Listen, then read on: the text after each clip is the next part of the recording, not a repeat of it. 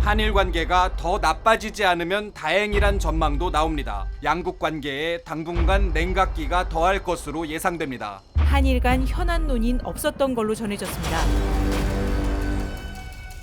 스가 총리는 오는 29일 열리는 당 총재 선거에 출마하지 않겠다고 밝혔습니다.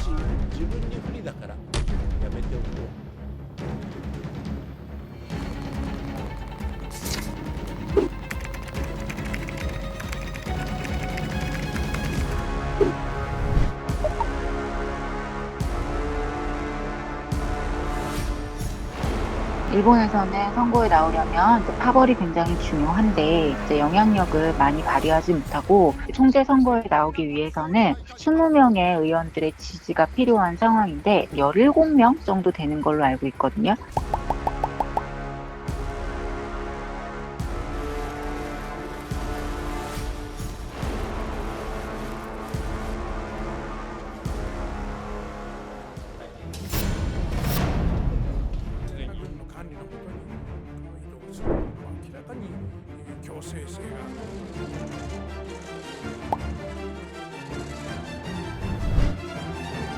ちょっと待ってください。韓国側の提案は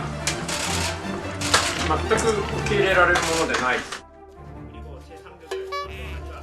朝鮮情勢が中で、 코노타로는 이 일본 정치인들 내부에서도 변형적인 괴짜 뭐 이런 사람으로 통하는데 또 한편으로는 아주 직설적인 표현 그리고 옳다고 판단하면 주의 안 보고 그냥 과감하게 말을 하는 그런 스타일이다 보니까 여론을 좀 등에 업고 이것을 대변하는 역할을 자처한 게 아닌가라는 생각이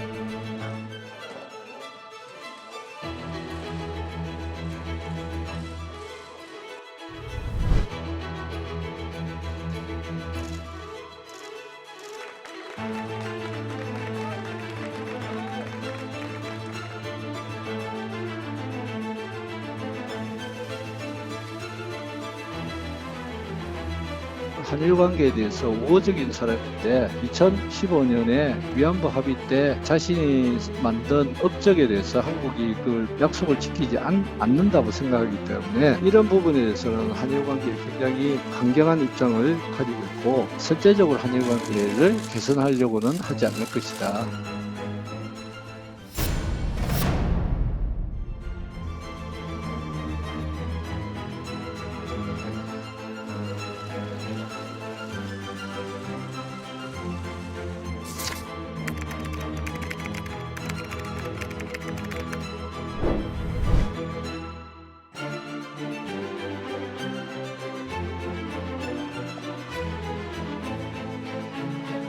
자위대 관련한 얘기도 그렇고 야스쿠니 신사참배 발언도 그렇고 우리로 볼 때는 상당히 극우파로 좀 분류가 되는 것이거든요. 아베가 기존에 보여져 왔던 노선이랑 상당 부분 일치하는 부분이 있는 거죠. 상당히 좀 한일 관계에 있어서는 대립할 가능성이 높다라고 봐야 될 것 같고요.